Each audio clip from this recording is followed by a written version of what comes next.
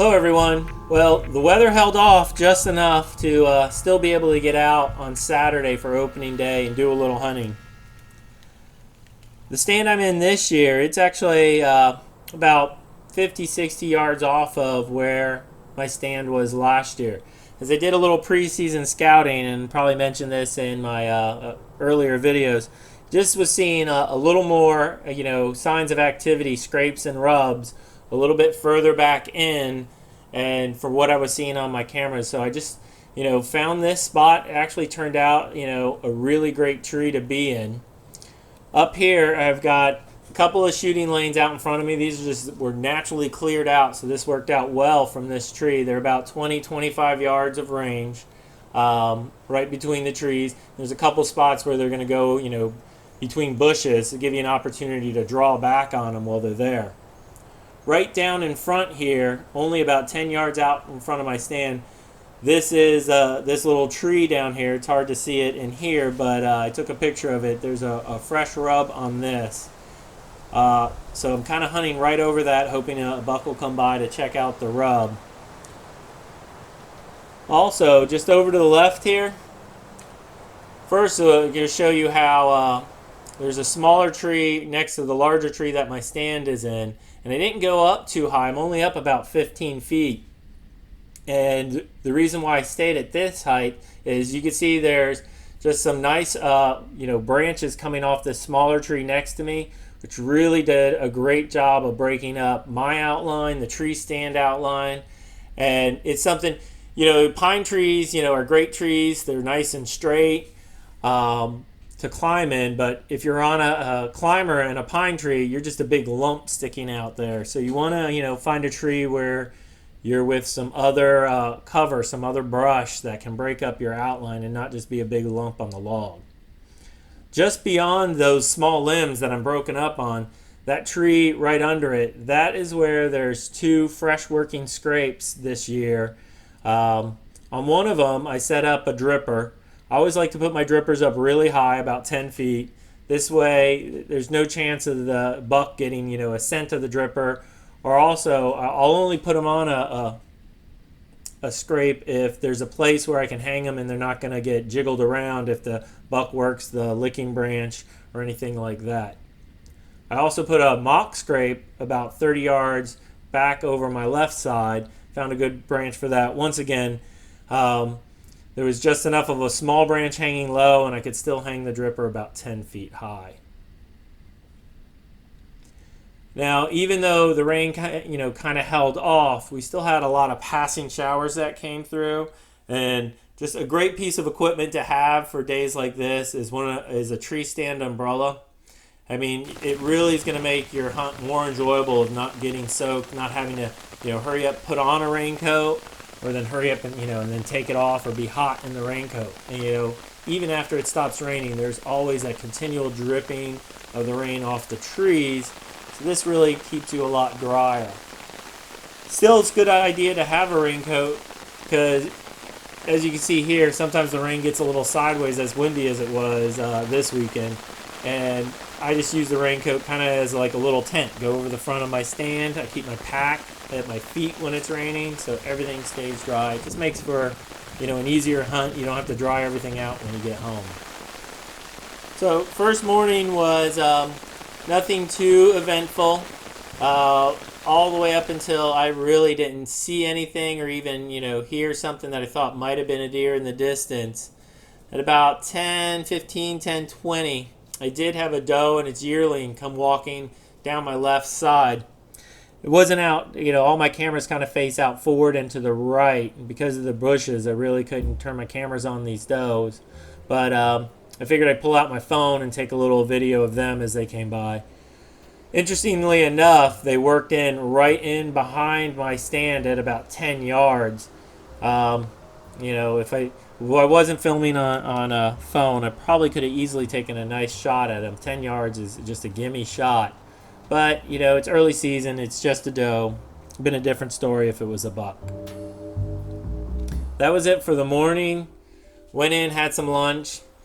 Ended up coming out fairly early, about 3:30 in the afternoon. I was just bored sitting around the truck, figured I'd just get out and get settled in while there was no rain.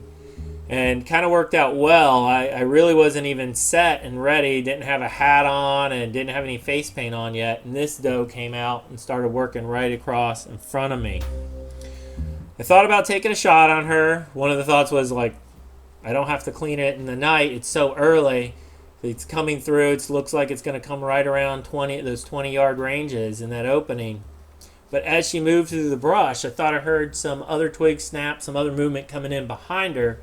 And I was really looking to see if it was a buck following her. This time of year, you'll get a buck just following a doe through.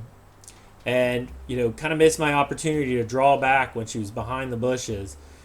And also being a doe, didn't really want to risk it, blow her out of there, have her spook her out. So I just let her continue to pass on. She walked in right around behind me.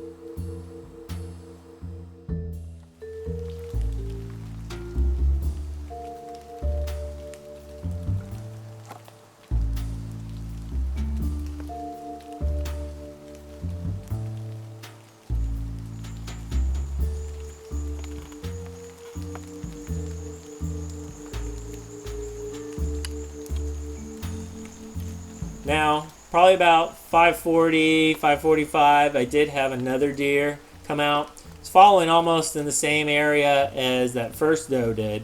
They did get both cameras on it. This one, I was thinking, well, I missed my opportunity on that doe. Maybe do I want to take a shot at this one? Definitely looked a little bit smaller, but I had both cameras on. And I thought, I wanted it. If I was going to shoot a doe, I was going to wait till I could get the shot on camera and do a video on it. And as it moved around, so I drew back on it, but as I did that, the strap for my tree harness got caught on my elbow. And as I was trying to get it to drop off my elbow while I was drawing back, I kind of let off the tension, and then the bow just, kind of undrew itself, pulled my arm back in. Fortunately then, the deer was still behind the other bushes, wasn't out in sight and didn't see me. So when it was coming back out again, I drew up on it again, but as it came out, it went in, it crossed over just a little bit out of, the 20-yard range, and there was a couple small branches that it was, between me and where this deer was. So I didn't want to shoot an arrow through the branches. That's just going to, deviate its trajectory and get a bad shot.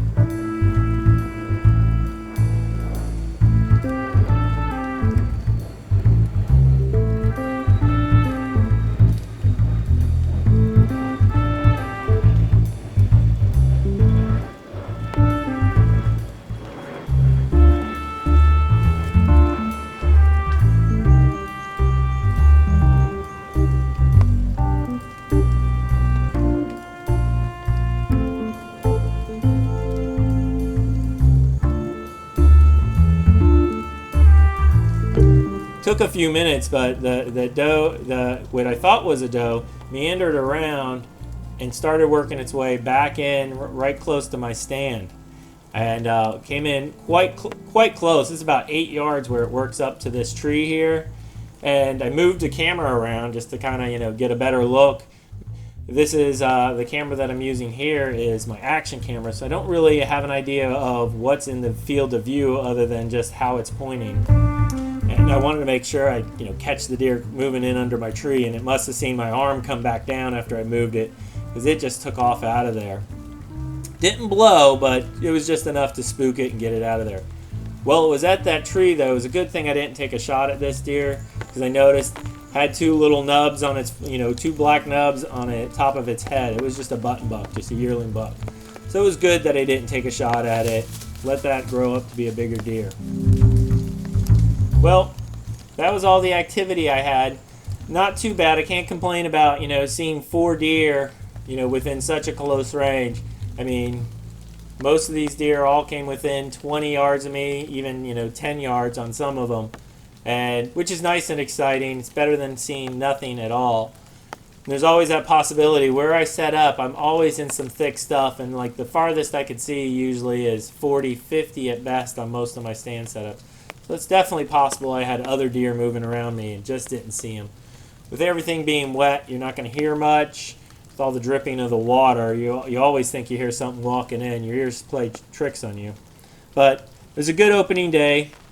Looking forward to this next coming weekend. There's a possibility of a little front coming through Thursday night. Drop the temperatures just a few degrees, nothing big, but anything to cool off. 3 or 4 degrees cooler is much better than what it is now. And if you hunt the moons, or you do the underfoot overhead moons or this rise and setting, Friday and Saturday night they're looking like good times with where the moon is in position. So that's something you may want to get out there, do a Friday and Saturday evening hunt. Good luck.